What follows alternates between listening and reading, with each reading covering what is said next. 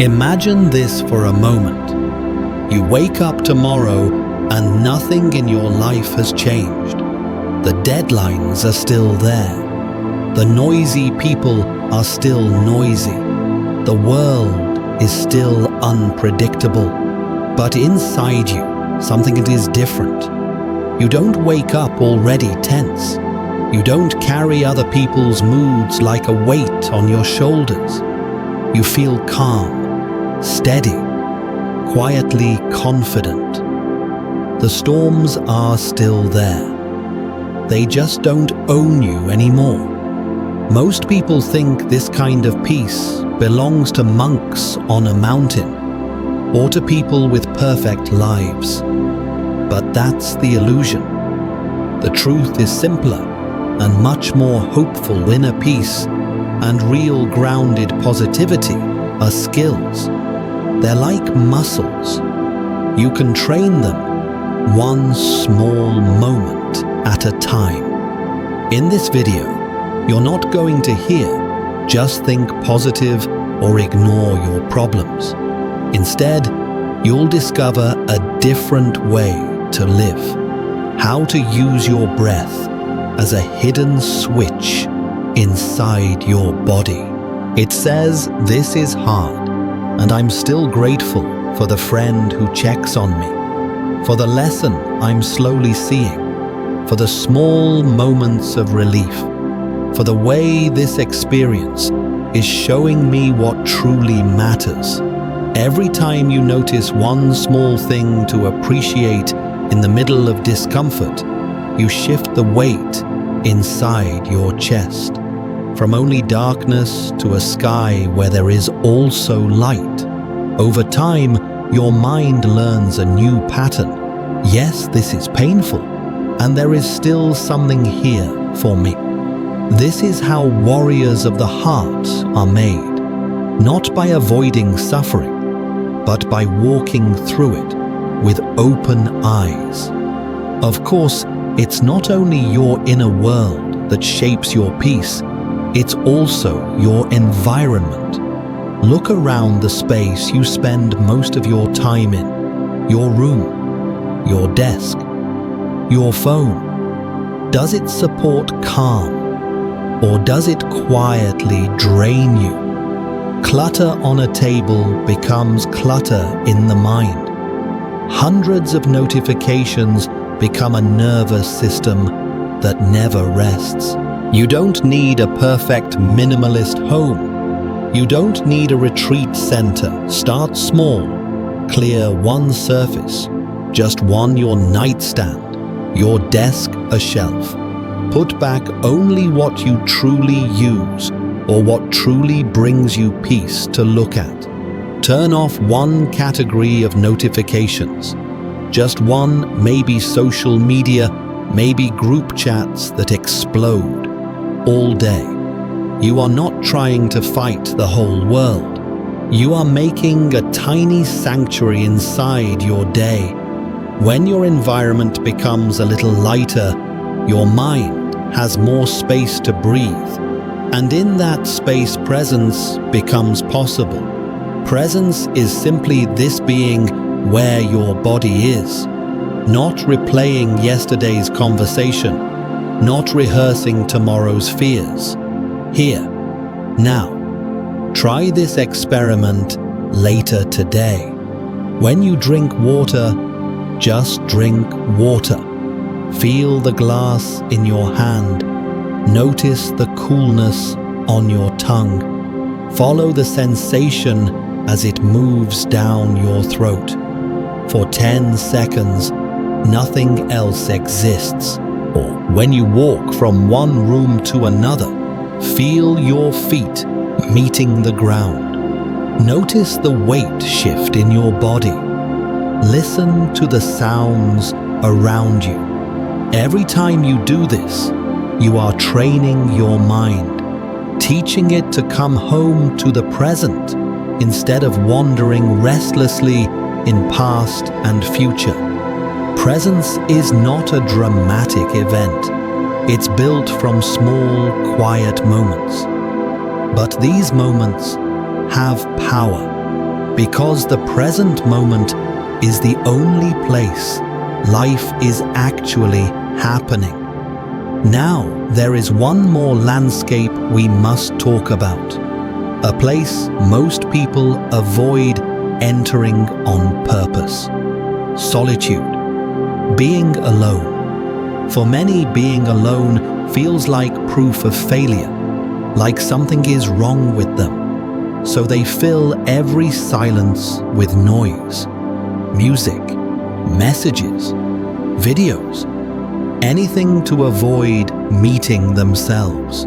But solitude and loneliness are not the same. Loneliness says, I am empty without someone. Solitude says, I am full, and I can share that fullness when I meet others. When you allow yourself real alone time, not scrolling, not hunting for distractions, just sitting, walking, being, you start to hear a voice that was drowned out before, your own. You notice what actually matters to you, what drains you, what excites you, what you want your life to feel like, not just look like. This is confronting at first.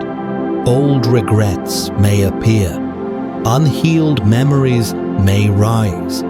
But stay. Sit gently with whatever comes. Breathe with it. The more familiar you become with yourself in solitude, the less you will betray yourself in company.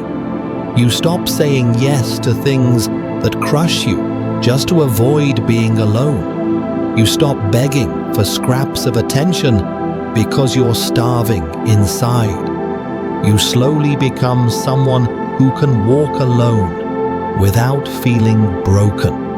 And that changes everything. Because now your relationships are no longer about filling a hole.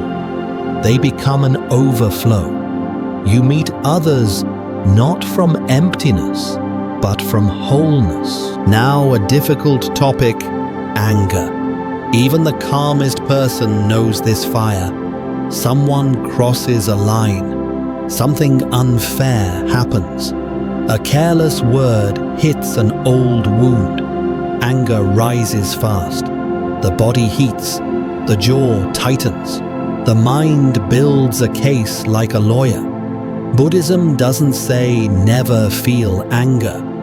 It says don't let anger drive the carriage. When the flame appears, you have two choices. Throw it at someone or hold it long enough to turn it into light. The moment you feel anger come back to the body, notice your breathing. Notice where the tension sits, throat, chest, stomach, and shoulders. Name it softly. There is anger here. Not I am angry. There is anger here. If possible, don't speak yet. Don't send the message. Don't reply to the comment. Don't set the record straight while your hands are shaking. Give the anger time to cool into information. Because of anger, there is almost always something more vulnerable. Hurt, fear, shame, disappointment. When you find that softer layer, you can communicate more clearly. When you said that I felt disrespected, I'm afraid of losing this. I feel invisible when this happens.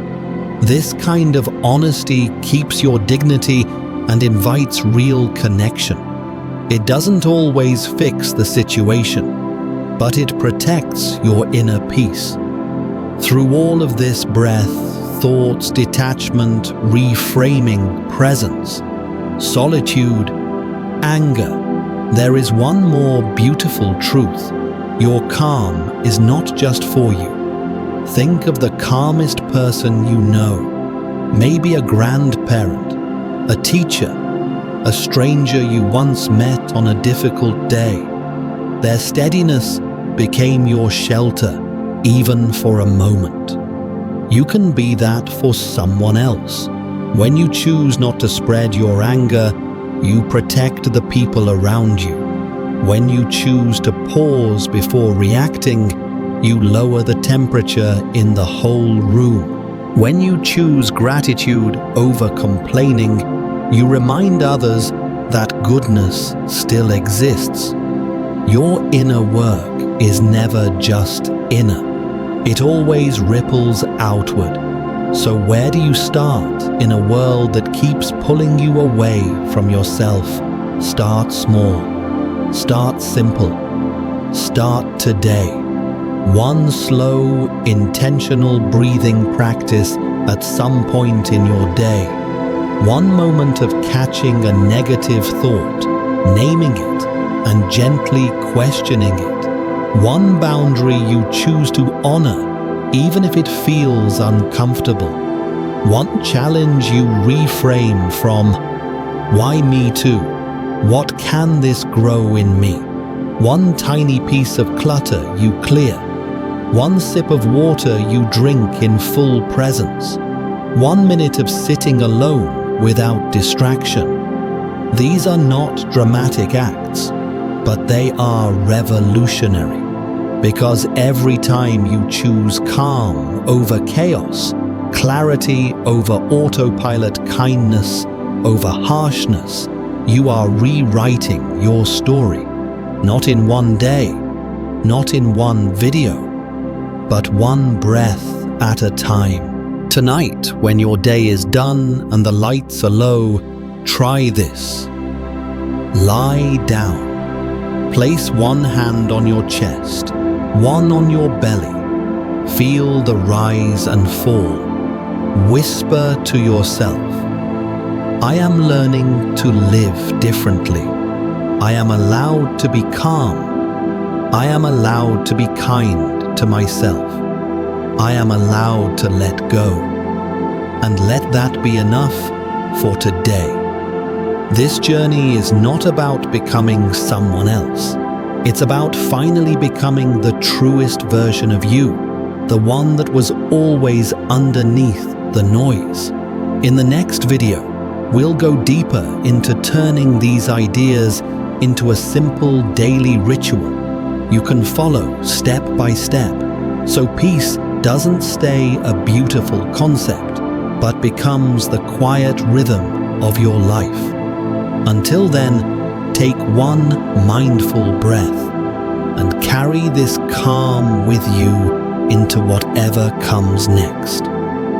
How to stop your mind from dragging you into spirals of negativity. How to care deeply without being emotionally drained. How to let go of control without losing direction. And how Buddhist wisdom can quietly rewire the way you move through your day. If you stay with me until the end, you'll walk away with a small set of practices, not theories, not philosophy, only real habits you can start using today. While you sit at your desk, walk down the street, or lie in bed in the dark. Let's begin where everything begins, with a single breath. Notice your breathing for a moment. You don't need to change it yet. Just watch it. In, out. Most days we breathe like we're running from something. Fast, shallow, tight. Your body hears that as danger. No tiger is chasing you. But your nervous system doesn't know that. So it stays on high alert. Heart a little faster. Mind a little louder. Muscles are a little more tense. Now gently slow everything down. Breathe in through your nose for a count of 4. Hold for a count of 4. Breathe out for a count of 6. Again. In 2, 3, 4. Hold 2, 3, 4. Out 2, 3, 4, 5. As you breathe out, imagine the tension draining from your shoulders. Feel your jaw soften. Feel your chest loosen. This isn't magic.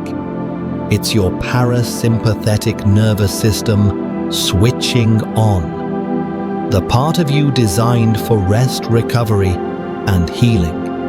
One calm breath is not going to solve your life, but it does something more important. It reminds your body that safety is possible. And when your body feels safer, your mind can finally listen. So here's your first quiet rule of peace. Anytime your mind feels out of control, don't argue with it first. Breathe first. Slow, deep, deliberate. Your breath is the bridge between chaos and calm. Learn to walk across that bridge often. But breathing alone is not enough, because there is another source of turbulence. Not outside you, inside your skull, your thoughts. The human mind is a storyteller that never sleeps. It invents worst-case scenarios. It replays old mistakes. It predicts rejection, failure, embarrassment in high definition. Most people believe that if their mind thinks something, it must be true. I always fail. No one understands me. Nothing ever works out. Have you noticed how absolute these sentences are? Always. Never. No one. They feel heavy, final, hopeless. Buddhist wisdom offers a simple, powerful shift. You are not your thoughts. You are the one who notices them. Imagine your thoughts as clouds, some light, some dark, some stormy. Now imagine that you are the sky. The sky doesn't fight the clouds. It doesn't chase them. It doesn't cling to them. It just allows them to pass. When a negative thought appears, your old habit might be to believe it immediately, to feed it, to follow it. Try something different. The next time a thought appears, like I'm not good enough, pause and say, interesting, my mind is telling that story again. This tiny sentence does something huge. It creates distance. You've moved from I am this thought to I am noticing this thought, from inside the storm to a place just above it. Once you're there, you can ask gentle questions. Is this absolutely true? Is there one piece of evidence against this? What would I say to a friend who thought this about themselves? You're not denying the pain. You're simply refusing to let one thought define your whole reality. Over time, this becomes a new habit. Thought appears. You notice it. You name it. You question it. You breathe. And little by little, the grip of negativity loosens. But there's another trap. The mind loves trying to control everything. We try to control how people see us, how they react, how life unfolds. We want certainty where there never was any. And when life refuses to follow our script, we feel punished, cheated, victimized. Buddhist teachings are blunt, but freeing here. Control is mostly an illusion. The weather changes without asking you. People make choices you don't expect. Plans fall apart hours before they begin. You can't hold life in your hands like a fixed object. You can only dance with it. So what does letting go actually look like? It's not laziness. It's not apathy. It's not whatever happens in a careless way. Letting go is this: I will give my best effort. I will act with integrity. I will speak with honesty, but I will not torture myself with what I cannot control. You shift your focus from outcome to action. From "it must happen this way" to "I will meet whatever happens with as much wisdom as I can." Ask yourself, right now in this situation, what belongs to me and what belongs to life? Your effort belongs to you. Your attitude belongs to you. How you treat people belongs to you. Their reactions, the final result, the timing, those belong to life. When you stop wrestling for what isn't yours, you feel something strange and new. Space. Space to breathe. Space to adapt. Space to see solutions you were blind to before. In that space, another skill becomes possible: emotional detachment with a warm heart. Many gentle people burn out not because they care too little, but because they care without boundaries. They absorb everyone's pain. They say yes when their body is screaming no. They feel responsible for fixing every problem, solving every crisis, carrying every secret. Detachment is often misunderstood. It sounds cold, uncaring, but real healthy detachment is something else. It's the ability to stand beside someone suffering without drowning in it. You can say, "I see your pain. I care about you. I'm here with you. But I cannot live your life for you. I cannot bleed every time you bleed." That is not cruelty.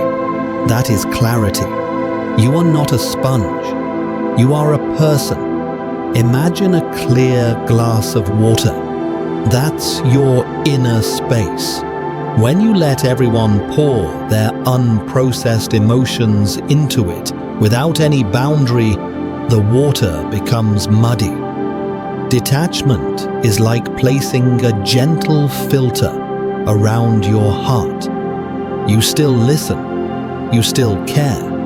You still help where you can. But you also say, "This is as far as I can go today. I need to rest now. I love you, but this pattern is hurting me." The first time you set that kind of boundary, you will feel guilty. Your old patterns will scream, but stay with it, because something else will also appear relief. You'll realize that you are allowed to protect your peace. You are allowed to step back without stepping away from love. Now let's talk about something we all meet: challenges that feel too big. Losing a job, a relationship ending, health problems, loneliness, failure. The usual question in those moments is, why is this happening to me? That question is heavy. It often leads nowhere. There is another question. It doesn't erase the pain, but it opens a door. What can this teach me? Notice the difference. One question makes you a victim of life. The other makes you a student of life. When you see a challenge as punishment, you tighten up. You resist. You fight the reality that is already here. When you see a challenge as training, something shifts. You still feel the pain. You still have difficult days. But somewhere underneath, a quiet intention appears. I will not waste this. If life has brought me here, then there is something in me that wants to grow. This perspective doesn't arrive automatically. You cultivate it, and one of the strongest tools you can use is gratitude. Not fake gratitude. Not everything is fine when it clearly isn't. Real gratitude is honest.